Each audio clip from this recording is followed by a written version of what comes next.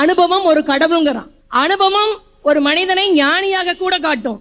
நடுவர் அவர்களே, புரியாத மொழி பேசினால் அது 20, சரியான மொழி பேசினால் அது 60.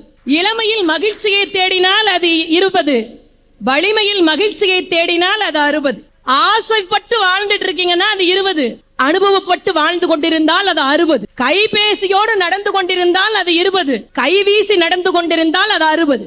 தமிழ் புத்தாண்டுக்கும் ஆங்கில புத்தாண்டுக்கும் வேறுபாடு தெரியுமா? தமிழ் புத்தாண்டுக்கே இன்னும் உங்களுக்கு அர்த்தம் தெரியல, அதுதான் 20. மா தன் சுவையை தருவதில் அப்பழுக்கற்றது, தன் வயிற்றில் தன் இறப்பிற்கு பிறகு கொட்டையை கொடுத்து கொண்டிருக்குது.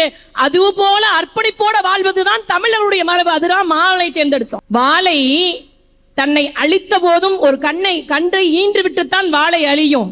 அதனாலதான் கல்யாண வீட்டில வாழை மரம் கட்டுறாங்க. வாழையடியாளையாக வாழ வேண்டும் என்று சொல்லிக் கொடுத்துதான் இந்த சித்திரை மாதம். சூப்பரான தலைப்பு. என்ன தலைப்புன்னு பாத்தீங்கன்னா, மனிதனுக்கு முழுமையான மகிழ்ச்சி 20 வயதிலாம் 60. இந்த முழுமைங்கிற வார்த்தை வந்ததுனால 60 வயது தான் அனுபவம் வாய்ந்த வயது. அனுபவம் ஒரு கடவுள்ங்கிறான். அனுபவம் ஒரு மனிதனை ஞானியாக கூட காட்டும். நடுவர் அவர்களே, புரியாத மொழி பேசினால் அது 20, சரியான மொழி பேசினால் அது 60. இளமையில் மகிழ்ச்சியை தேடினால் அது 20, வலிமையில் மகிழ்ச்சியை தேடினால் அது 60.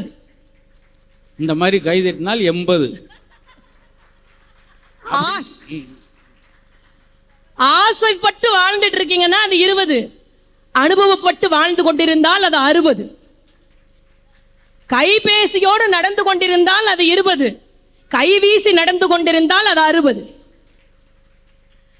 இந்த காலத்தில் நீங்கள் வயிற்றை குறைக்க ஓடுகிறீர்கள் மகிழ்ச்சியாக, ஆனால் வயிற்றை நிரப்ப ஓடி மகிழ்ச்சியாக வாழ்ந்தது 60.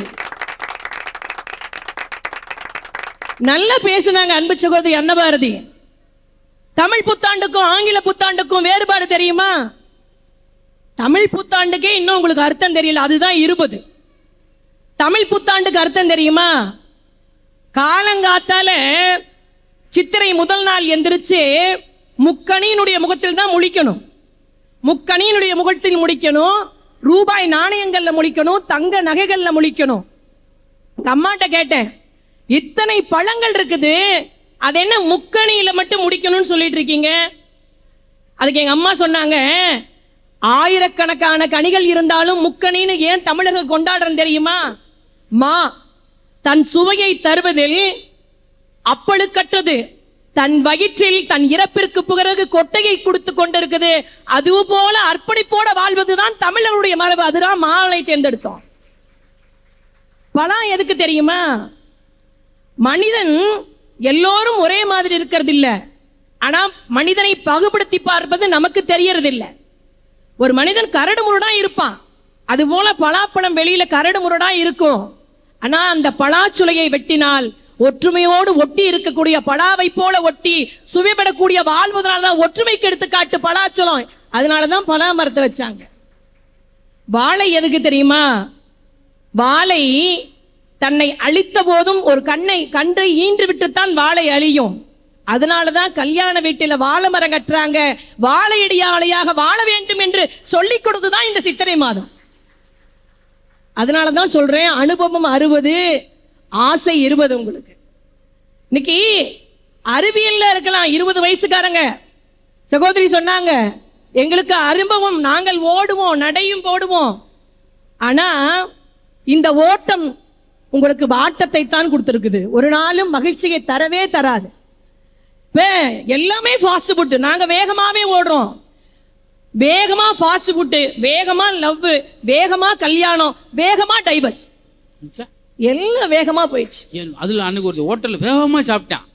என்னடா அப்படின்னா, டக்குன்னு பில் கூடிருமே, இப்போ 200 ரூபா சொல்லிக்கிட்டு இருக்காங்க. பதட்டம் சார். வெறும் அவங்க வயசுல 10 ரூபா இருந்தா முழுமையான சாப்பாடு சாப்பிட்டு அவள் அழகா இருப்பாங்க. 10 ரூபாய்க்கு கஞ்சியோ கூழ் அழகா இருக்கும். அந்த ஊருக்கு எலுமிச்சம்பழம் ஊர் ஆறு கண்டுபிடிச்சா அந்த எல்லா காம்பினேஷனுக்கும் அழகா உதவும். 10 ரூபா சாப்பாடுல முழுமையான மகிழ்ச்சியை கண்டாங்க. இந்த 20 வயசு அன்னைக்கு ஒரு ஹோட்டல்ல எட்டி பார்த்ததுக்கு 80 ரூபா பில் போட்டிருக்காங்க. எட்டி பார்த்தது சார், இவங்களுக்கு 140. கொஞ்சம் மோந்து பார்த்துட்டாங்க. அப்படின்னாங்க. அதுக்கு 140. அப்போ எப்படி போயிடுச்சு பார்த்தீங்களா?